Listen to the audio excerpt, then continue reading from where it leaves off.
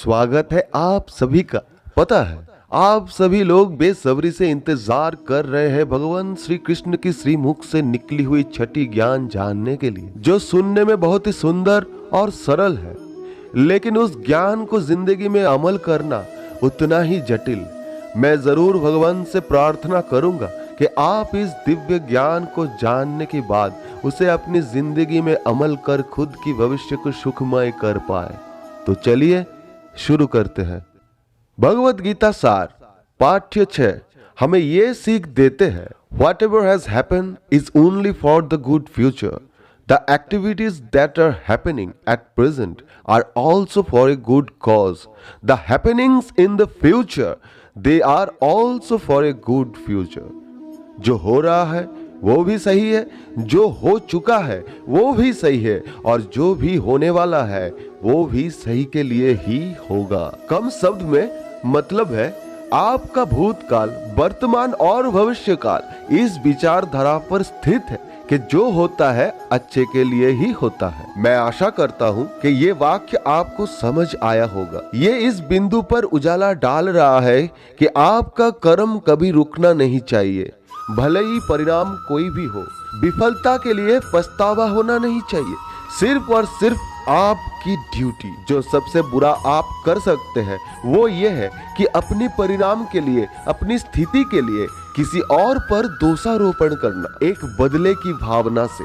समझिए और उस बात पर गौर कीजिए, इस जीवन में जो भी हो रहा है उसके पीछे कोई ना कोई मकसद जरूर है, एक बड़ी शक्ति का हाथ है। और आपको इंसानी जीवन का महत्व समझाने के लिए इस संसार में कई जीव जंतु हैं, कई पशु है, कई मानव है, कई निर्जीव वस्तुएं हैं, लेकिन कोई भी उसकी किस्मत नहीं बदल सकता। जिसके जीवन में जो होना है वो होके रहेगा।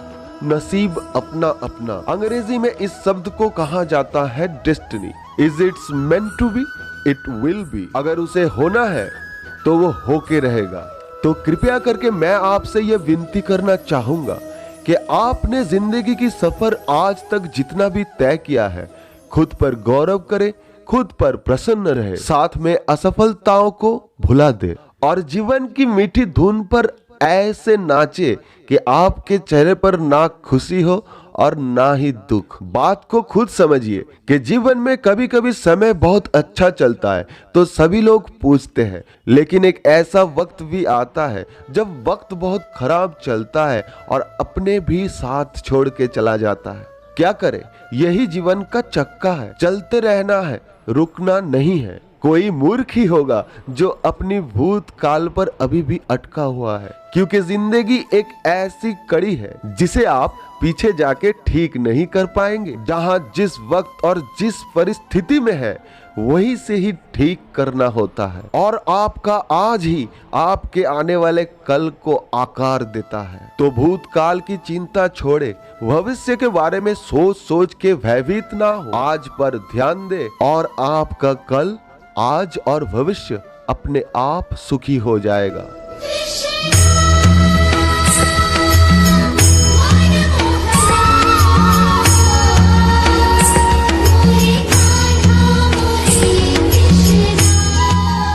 उदाहरण देना चाहूंगा सदी का महानायक और इस देश की महान अभिनेता श्री अमिताभ बच्चन जी का। एक दौर था जब इनके नाम का सिक्का चलता था और सिर्फ इनका नाम ही काफी था किसी पिक्चर पर हाउसफुल की बोर्ड लगाने के लिए। 70, 80, 90 की दशक तक सब कुछ ठीक चल रहा था, मगर एक ऐसा वक्त भी आया जब उन्होंने अपनी एक कंपनी खोली जिसका नाम था ABC, और ये दिवालिया हो गया क्योंकि वो कंपनी डूब गई। तब इनकी हालात बहुत नाजुक थी, ऐसी नौबत आ गई कि घर भी गिरवी रखना पड़ा। तब क्या उन्होंने ये सोचा कि मैं तो इतना बड़ा सुपरस्टार रहा हूँ, मेरी ये हालत कैसे हो गई? या इन्होंने इस पर गौर किया कि यार अब मैं आगे अपना जीवन कैसे व्यतीत करूंगा? क्या दोबारा लोग मुझे सुपरस्टार मानेंगे या नहीं? इन्होंने ऐसे सारे विचारों को, नेगेटिव विचारों को अपनी मन से दूर रखकर एक विनम्र और सादर भाव से अपने मित्र यश जौहर के पास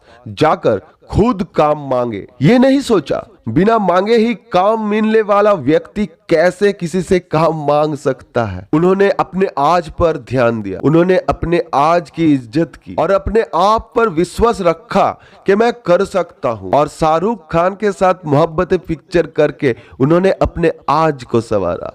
द रेस्ट इज हिस्ट्री। किसी ने उन्हें अपनी आवाज के तौर पर अपनाया, किसी ने उन्हें ताबड़तोड़ एक्टिंग के वजह से अपनाया, और आज 20 साल बाद भी 75 साल के उम्र होने के बावजूद इस सदी के महानायक और हिंदी फिल्म इंडस्ट्री के सबसे बड़ी अभिनेता के तौर पर आज भी बरकरार है और इनका सिक्का आज भी चलता है। नाम है अमिताभ बच्चन, जिसने अपने आज पर ध्यान दिया विनम्र और सादर भाव से।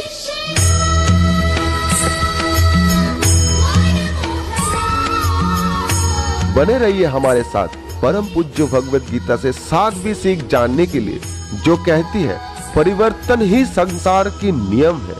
भला क्यों और कैसे, ये जानने के लिए इस श्रृंखला की 7वीं अंश जरूर देखिएगा।